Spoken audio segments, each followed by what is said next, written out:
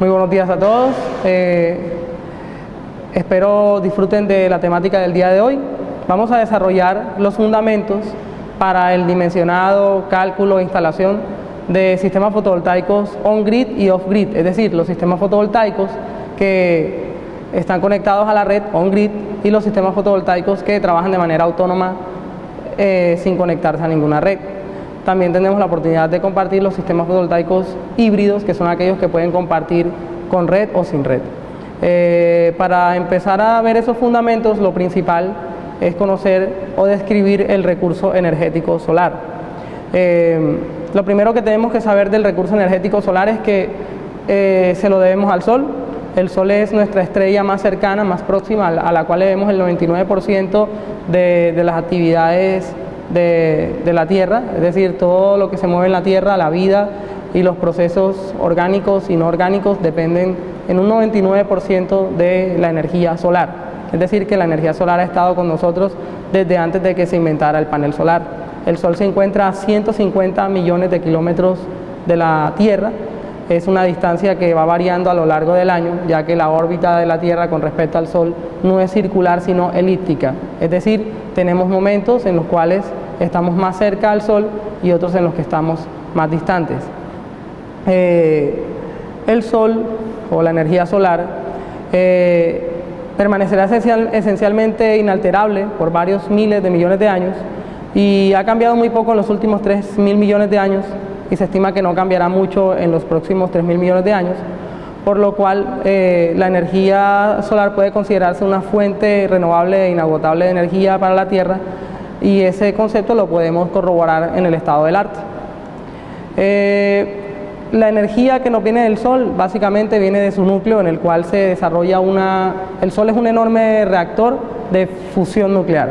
Los reactores que tenemos en la Tierra son reactores de fisión nuclear, es decir, fisionamos el átomo para liberar una gran cantidad de energía, pero en el Sol sucede un proceso distinto, y es que la gran cantidad de hidrógeno de manera masiva produce una alta presión, una alta temperatura en el núcleo del Sol, lo que hace que los átomos de hidrógeno se fusionen y se creen átomos de helio, liberando una gran cantidad de energía irradiada hacia todas las direcciones, y esa cantidad de energía irradiada hacia todas las direcciones tiene alrededor de 15 millones de grados Kelvin o de Kelvin en el núcleo del Sol, y arroja en todas las direcciones algo así como 4 por 10 a la 23 kilovatios o 4 por 10 a la 26 joules.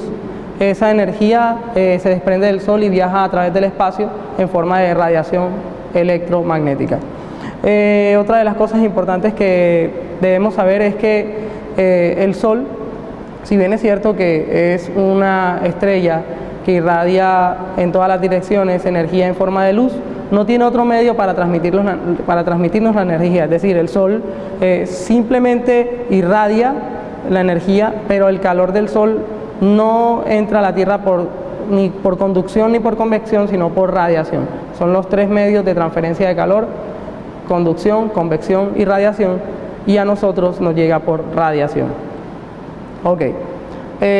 Uno de los conceptos que también tenemos que tener claros es el tema de lo que es potencia y energía. Entonces, cuando hablamos de potencia, estamos hablando de la energía en un instante dado de tiempo. Un ejemplo claro es aquellas bombillas, ¿se acuerdan las bombillas incandescentes? Las bombillas incandescentes de bulbo de cristal y filamento de tungsteno, la más convencional era de 100 vatios. Eso quiere decir que su potencia instantánea era de 100 vatios para producir luz y calor, pero la potencia puede estar ahí instalada más no estar consumiendo energía. Aunque es la energía, solamente la podemos cuantificar cuando en el tiempo medimos cuánto se consumió. Para efectos de sistemas fotovoltaicos, voy a hacer el homólogo.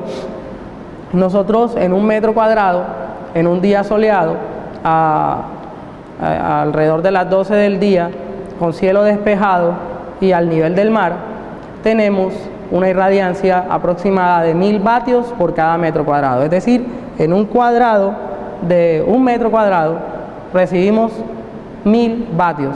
Podríamos, si se pudiera convertir esa energía, transformar los 1000 vatios para poder encender 10 bombillas de 100 vatios. Sin embargo, estos 1000 vatios, que son potencia, los podemos cuantificar como energía en el momento en el que a lo largo del día yo cuantifico cuántas horas del día estuvieron rondeadas o aproximadas a 1000 vatios. Es decir, si durante 3 horas yo tengo 1000 vatios por metro cuadrado, entonces el producto de esos 1000 vatios por el metro cuadrado, por las 3 horas, me va a dar 3000 vatios hora, es decir, 3 kilovatios hora. Eso ya sería la energía entregada por el sol en 3 horas a un área de 1 metro cuadrado. Si hacemos buenas cuentas, nosotros no tenemos solamente 1 metro cuadrado, tenemos muchos metros cuadrados, tenemos hectáreas de terreno a las cuales llega esa irradiancia o esa radiación solar, esa energía solar. Entonces, repasemos el concepto de potencia y energía. Tenemos potencia en vatios y energía en vatios hora. Potencia en vatios y energía en vatios hora. Muy bien. En un año, el Sol arroja a la Tierra 4000 veces más la energía que la que se consume en todo el planeta. Cada segundo el Sol irradia 4 por 10 a la 23 kilovatios a la superficie en todas las direcciones. Y en la estratosfera nuestra, es decir, donde tenemos cero masa de aire, tenemos una irradiancia en los periodos de mayor proximidad al Sol de alrededor de 1400 vatios por metro cuadrado. Esos 1400 vatios por metro cuadrado se llaman irradiancia extraterrestre y la tenemos cuando tenemos mayor proximidad al Sol. Al llegar a la Tierra, gracias a la atmósfera, los gases presentes en la atmósfera, las nubes, en fin, la irradiancia, como les decía hace unos minutos, cae alrededor de un valor de 1100, 1000 vatios por metro cuadrado, dependiendo de la zona y de la altura a la que estemos. La irradiancia que nos llega a la superficie y que puede llegar a un captador, a un panel solar o al tejado o a nosotros, sufre una transformación dependiendo de con quién interactúe. Si la irradiancia no interactúa con ningún cuerpo ni con nubes, se llama irradiancia o radiación directa y es la más importante. Si la irradiancia interactúa con nubes, es decir, la luz pasa a través de las nubes, esa luz tenue que tenemos cuando el día es nublado, la irradiancia o la radiación se llama radiación difusa. Si la irradiancia ni siquiera interactúa con las nubes, sino que es reflejada o golpea con los objetos que están próximos, es decir, con las montañas, con los edificios o con cualquier otro cuerpo, esa irradiancia se llama radiación reflejada. La radiación reflejada, también es llamada albedo. La radiación reflejada o albedo, más la radiación difusa y la radiación directa, forman un todo que se llama radiación global y es la radiación que terminamos aprovechando para nuestros sistemas fotovoltaicos de los cuales vamos a hablar el día de hoy. Bueno, para poder calcular o dimensionar sistemas fotovoltaicos es importante que tengamos en cuenta 3 aspectos. El primero, la época del año. El segundo, la latitud, es decir, en qué hemisferio estamos, si estamos al norte y estamos al sur, y en qué latitud en grados. En Colombia estamos alrededor de los 10 grados, dependiendo de la zona en la que estemos. Y la latitud del lugar y la orientación de la superficie captadora, es decir, si estoy orientado hacia el sur, hacia el norte, hacia el este, hacia el oeste, el ángulo azimutal que llama el estado del arte. Otra de las cosas importantes es la orientación de la superficie. Hay un factor llamado el factor coseno. El factor coseno, recordemos la función trigonométrica, cuando tenemos un ángulo que se forma con respecto a una horizontal o a una vertical, el factor coseno nos dice que la intensidad de la radiación solar sobre un plano se hace menor de manera proporcional al coseno del ángulo de incidencia con respecto a la vertical o a la normal. Es decir, imaginemos una línea recta a la que vamos a llamar vertical o normal y la irradiancia solar que incide sobre la superficie irá variando a medida que el coseno del ángulo se hace más pequeño, es decir, irá reduciéndose. En pocas palabras, entre más bajo esté el Sol con respecto a la vertical y más cercano a la horizontal, el Sol o la irradiancia será más débil. Todo lo contrario, a medida que nos acercamos a la vertical, tendremos un sol más intenso, eso lo vivimos todos los días, y un sol que entregará mayor energía a las superficies horizontales que están esperando la energía. Eso es la ley del coseno y es esencial para el cálculo y para la estimación de la potencia en sistemas fotovoltaicos tanto autónomos como de conexión a la red. Otro concepto importante es el de la masa de aire y va muy ligado al factor coseno. La masa de aire es la cantidad de aire que tiene que interactuar con la radiación solar cuando la radiación solar ingresa a la Tierra. Entre más próximo esté desde nuestro punto de vista el Sol al horizonte, es decir, a la puesta o a la salida, a lo que llamamos amanecer y ocaso, entre más próximo esté a sus extremos, más masa de aire va a tener que interactuar con el Sol y más irradiancia vamos a perder. Ambos conceptos los podemos consultar en el estado del arte, son muy fáciles de manejar, tanto el de masa de aire como el de factor coseno. Entonces podemos decir que tenemos un Sol capaz de atravesar la irradiancia solar o la radiación solar, capaz de atravesar una masa de aire de valor 1 cuando está en la vertical, y una masa de aire que podrá estar al doble, es decir, tendrá que atravesar el doble de la masa de aire cuando esté a 30 grados, por ejemplo, es un valor aproximado. Otra de las cosas o de los aspectos importantes a destacar es que si bien es cierto que el Sol interactúa con los gases de la atmósfera y también se afecta por el tema del ángulo en el que esté, hay otros valores importantes que tenemos que tener en cuenta.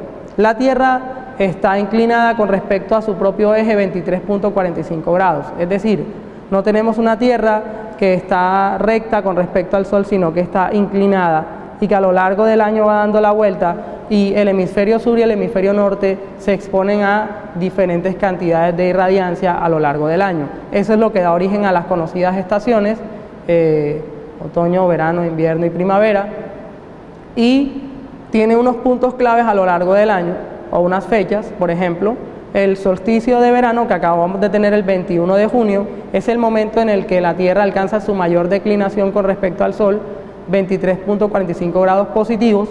Esos 23.45 grados positivos los experimenta el hemisferio norte, es decir, Estados Unidos, Canadá y los países que se encuentran en ese hemisferio, incluyendo Colombia, en la zona norte, más que todo.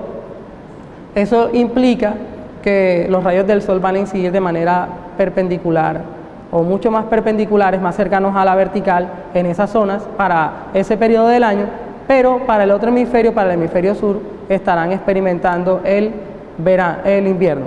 Es decir, cuando estamos en verano en el hemisferio norte, Estados Unidos, Argentina y los países que están en el cono sur experimentan invierno.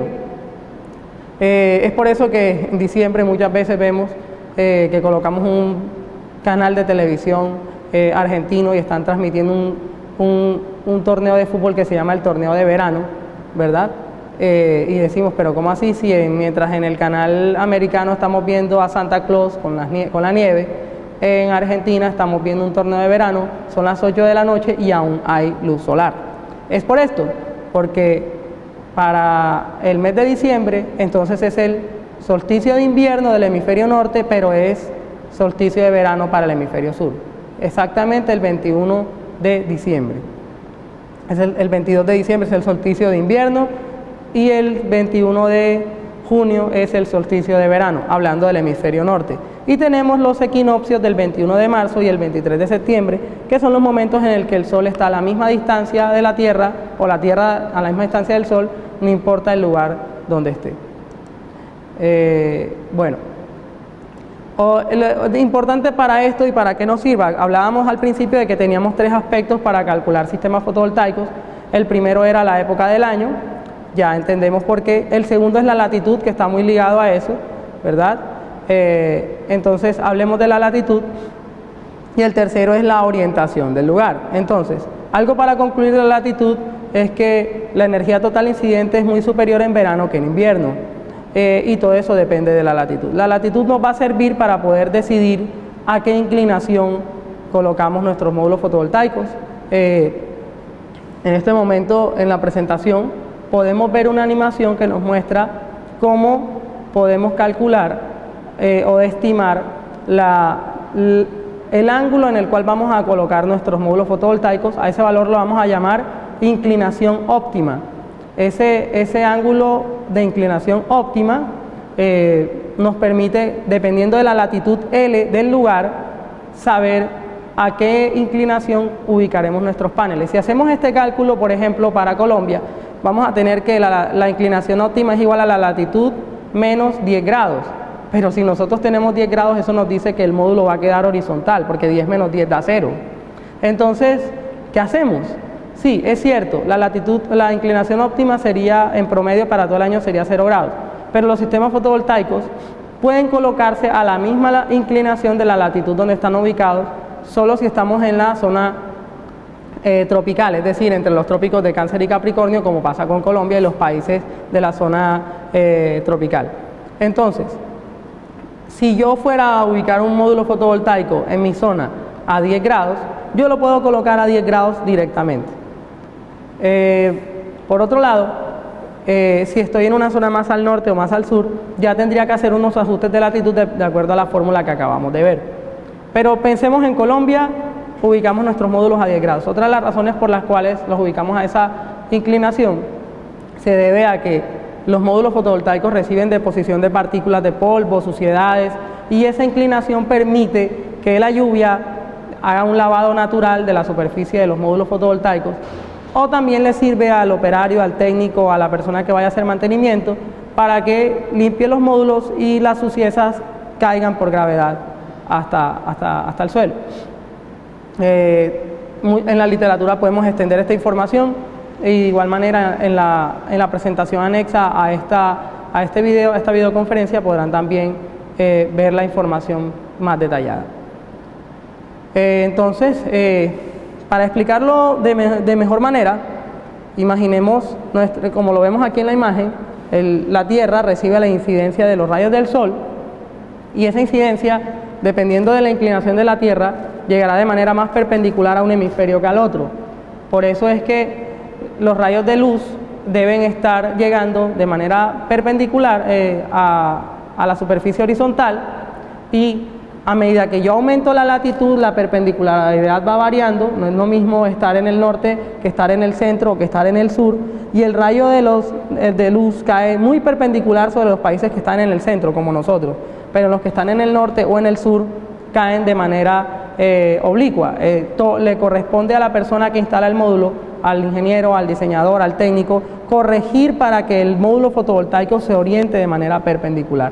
De manera que ahí es donde entra el tema de la inclinación óptima.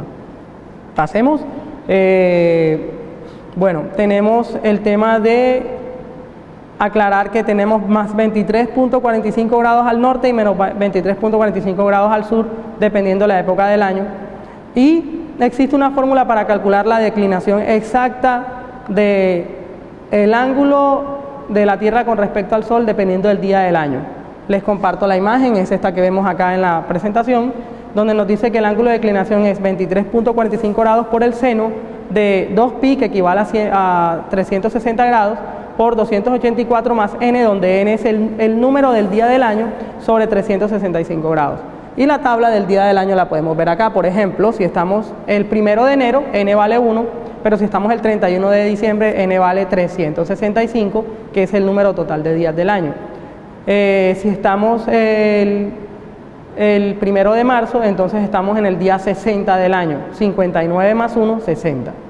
Y si estamos el 1 de abril, estamos en el día 91 del año, porque abril ya lleva 90 días y el 1 de abril sería 91.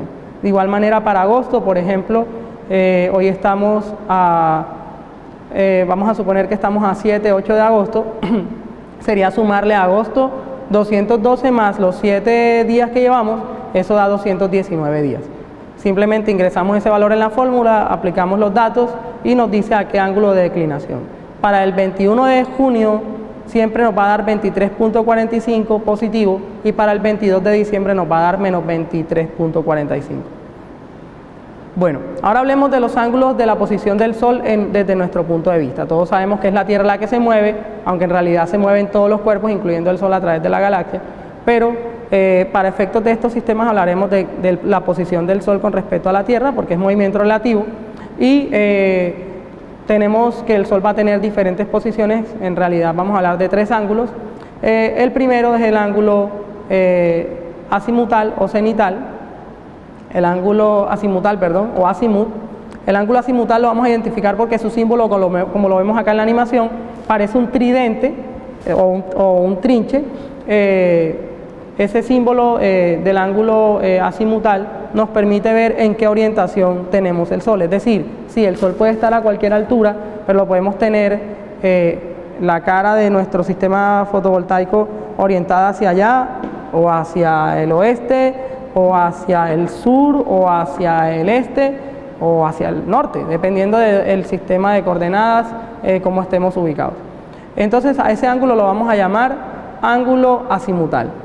Podemos consultarlo en el estado del arte, en las diferentes bibliografías. Les recomiendo el Atlas de Radiación Solar Colombiano disponible en el portal de la UME, en el Sistema de Información Minero-Energético Colombiano SIMEC, a través del subvínculo llamado SI3EA, o Sistema de Información de Energías Alternativas y Eficiencia Energética. Listo. También tenemos el ángulo cenital o distancia cenital, que es el ángulo que existe entre la vertical del sitio, como lo vemos en la imagen. Imaginemos que hay un plano cartesiano y tenemos la vertical, y el Sol se ubica en un ángulo, y aquí está la vertical, y el ángulo que existe entre el Sol y la vertical, este ángulo, lo vamos a llamar ángulo cenital o distancia cenital. Entre más cercano esté el Sol al cenital, mejor será nuestra irradiancia, porque más perpendicular llegarán los rayos hacia la superficie horizontal. Su complemento es la altura solar, que es la distancia que hay entre el Sol, o el ángulo que hay entre el Sol y la horizontal. Sí, la altura solar, efectivamente, con ese continuamos, como lo vemos en la gráfica. Tenemos la vertical del sitio, la horizontal del sitio, y la altura solar es el ángulo que existe entre el Sol, la posición del Sol, y la horizontal, es decir, la superficie en la cual estamos apoyados. Listo, podemos verlo en la gráfica nuevamente. Aquí está el sujeto, la posición del Sol y los distintos ángulos con los cuales interactuamos. Hablemos de la inclinación de la superficie captadora, o beta. El ángulo beta, que parece una B alargada en el husillo, es el ángulo de la superficie captadora. Como lo vemos en la imagen, tenemos el panel, y es el ángulo al cual inclinamos el módulo fotovoltaico o la superficie captadora. Entonces, si yo tengo el ángulo de inclinación, ahora me voy a preocupar, ¿verdad? Voy a usar mi teléfono móvil.